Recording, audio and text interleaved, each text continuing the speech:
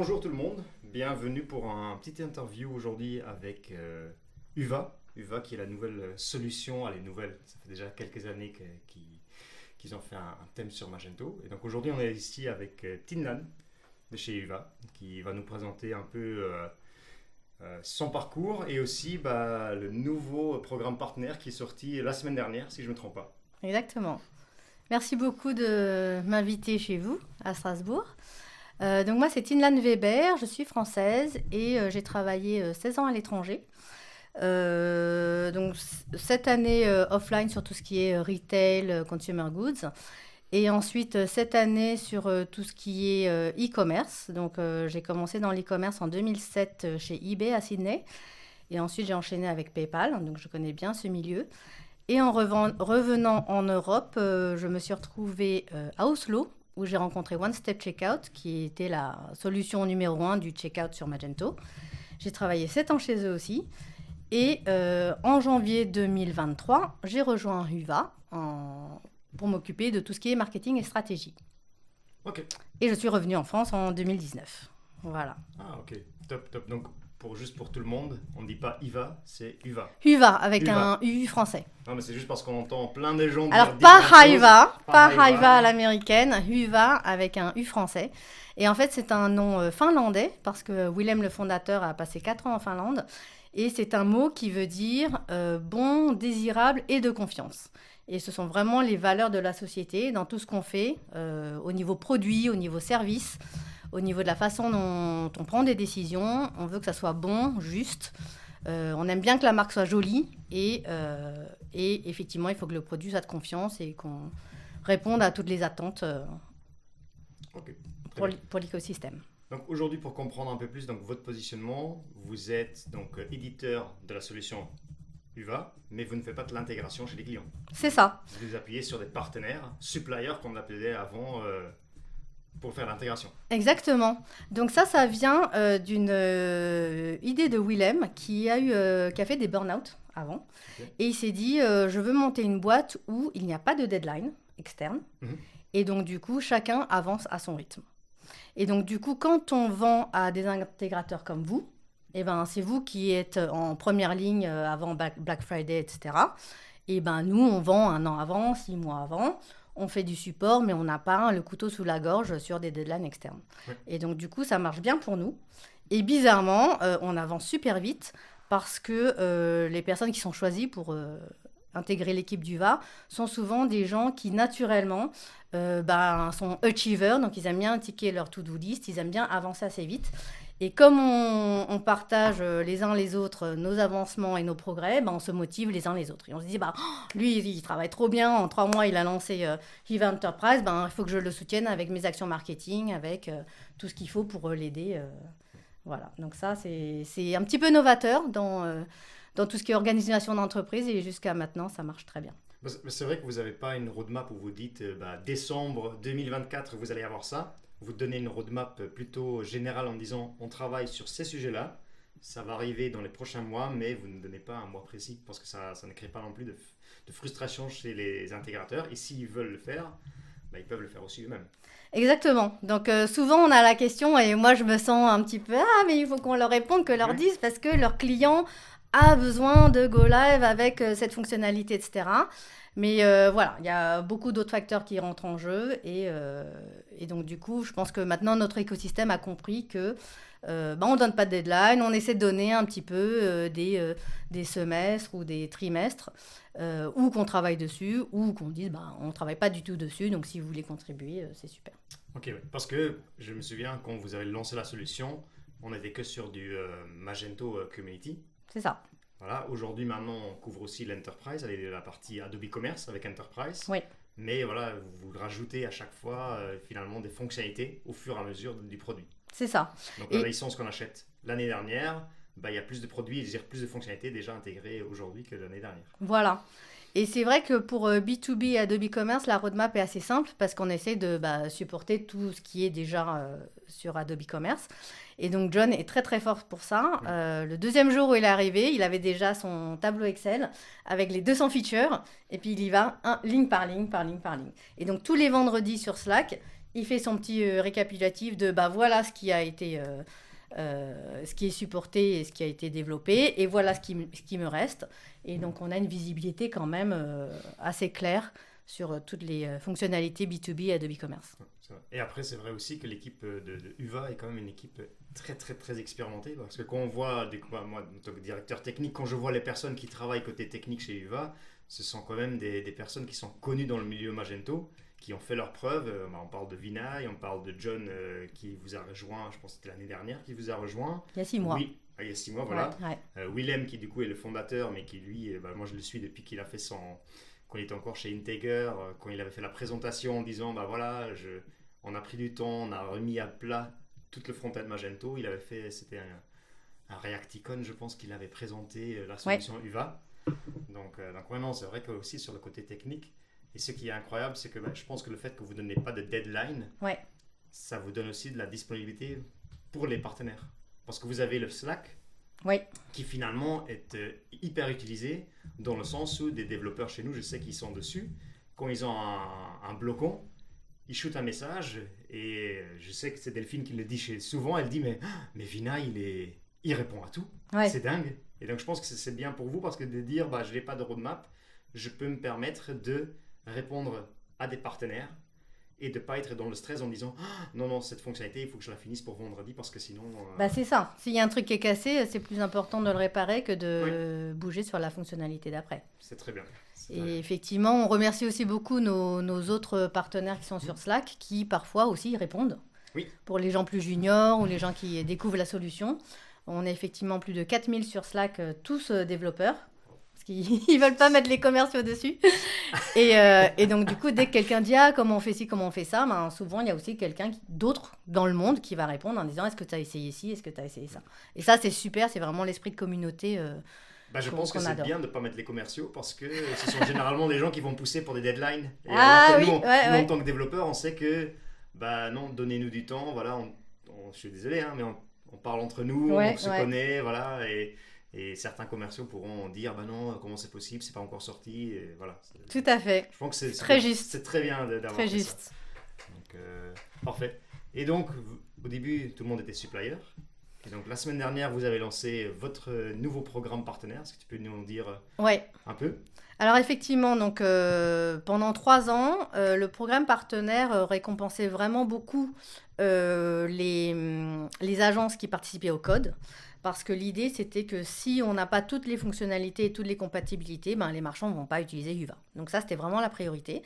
Et donc, il y avait juste 2 niveaux, soit partner, soit supplier. Et donc, au fur et à mesure où on a grossi, on s'est retrouvé à 700 agences, avec peut-être une vingtaine de partenaires, et puis les 680 autres qui disent qu'est-ce qu'on fait, nous on veut être partenaire, etc. On est tous suppliers. Yes. Voilà, donc du coup il y avait une grosse pression, et donc avec Sana, donc elle est arrivée en septembre 2022, et donc elle a une capacité d'écoute incroyable, et donc elle allait voir les différentes agences, etc., qui se plaignaient, et donc elle a commencé à drafter un nouveau programme. Et donc quand je suis arrivée, on a un petit peu prioritisé ce programme en disant vraiment on a des centaines d'agences qui aimeraient faire plus, et il faudrait qu'on les remercie et qu'on reconnaisse un petit peu toute leur contribution. Donc qu'est-ce qu'on peut faire ? Et donc là où on est très très fiers, c'est que ce n'était pas gagné à l'avance, parce que les programmes de partenariat, il y a plusieurs types. Et celui qu'on ne voulait absolument pas, c'était pay to play. Donc celui qui paye le plus, il a un meilleur niveau. Ça, on ne voulait absolument pas. On est beaucoup dans tout ce qui est équité et fairness, justice. Et donc ce qu'on a compris au fur et à mesure des entretiens, c'est qu'il y a plusieurs typologies d'agences. Donc, il y a les agences qui vont acheter 35 licences, qui vont faire une trentaine de sites UVA, incluant checkout, etc., très, très vite, en quelques semaines. Et d'autres agences qui vont avoir 2-3 projets par an, mais des grands noms, des choses beaucoup plus complexes. Certaines agences qui vont contribuer au code parce qu'elles auront développé pour leurs gros clients, et puis après, le package, elles le donnent à la communauté. Donc, et puis d'autres qui sont super fortes en marketing, par exemple. Donc, on s'est dit, comment est-ce qu'on peut récompenser tout le monde de façon différente, mais que chacun y trouve son compte.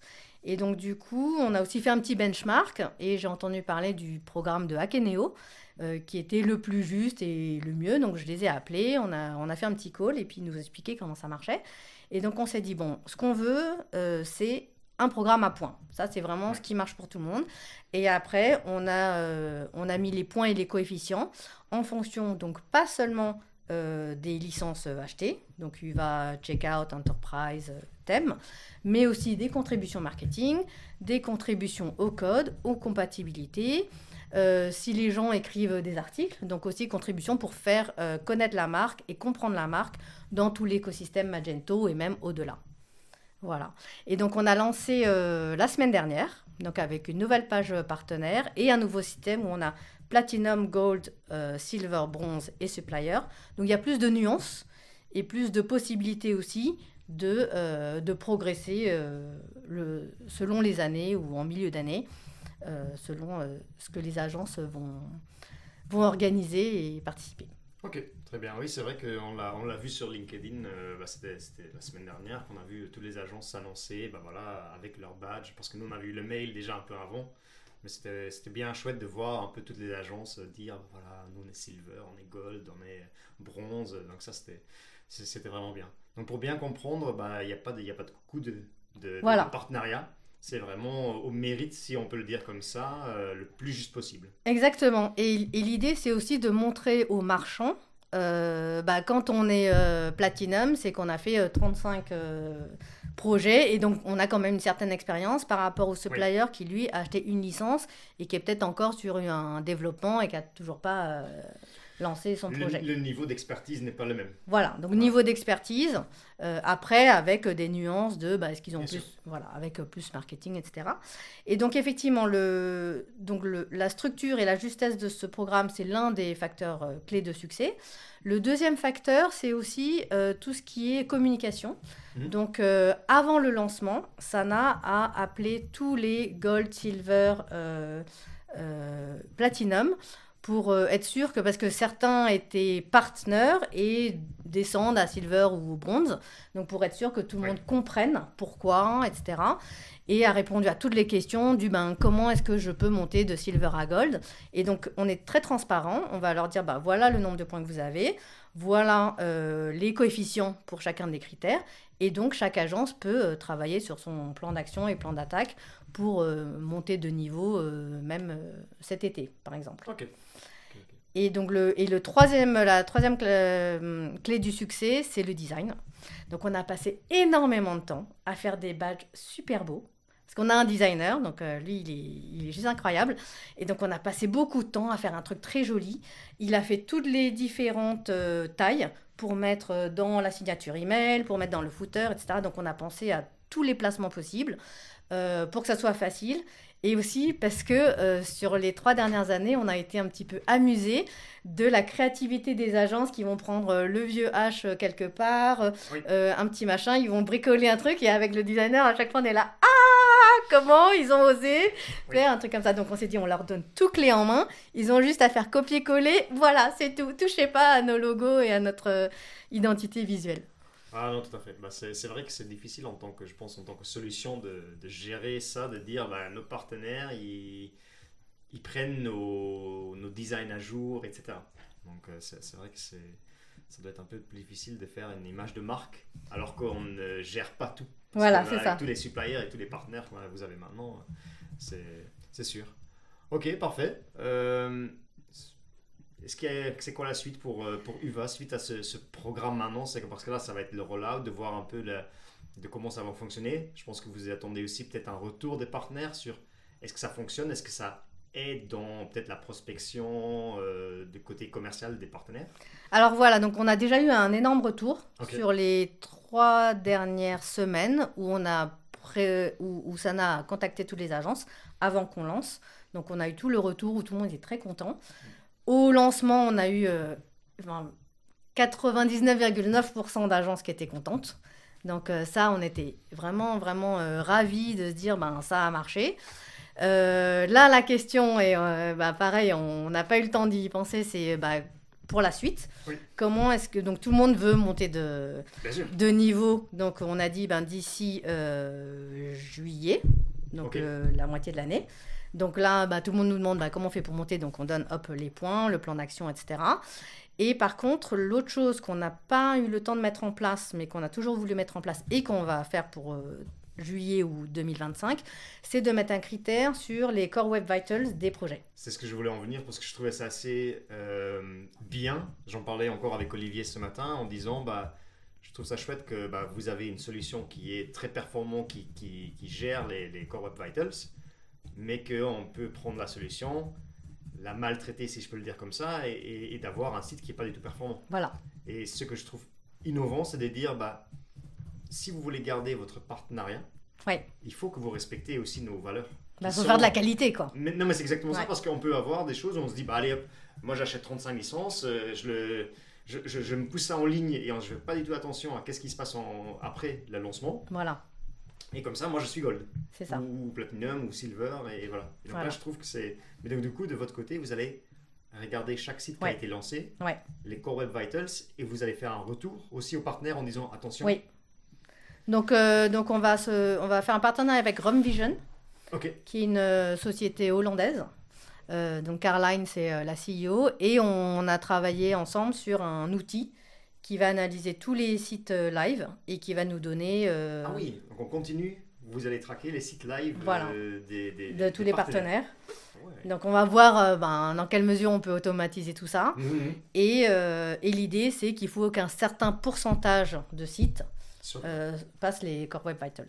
Ah c'est bien. Ouais. Après, moi, je me mets dans le côté partenaire. Quand j'ai des Google Tag Manager sur mon site et que le client il fait un peu n'importe quoi parce qu'il met plein d'add-ons JavaScript, il va falloir faire attention aussi. Donc, ça sera de notre côté aussi à éduquer les clients. Exactement. Dans le sens d'avoir un site web performant et de dire attention, ne mettez pas non plus 50 chatbots sur votre site parce que sinon, les performances ils vont être juste catastrophiques. Exactement. Donc, c'est compromettre, choisir. Oui. Choisir ou optimiser à fond avec d'autres outils. Oui, ça, et éduquer les clients finalement. Ne mettez pas des images de 10 mégas en slider sur votre site. Non, exactement. C'est bien. Ouais.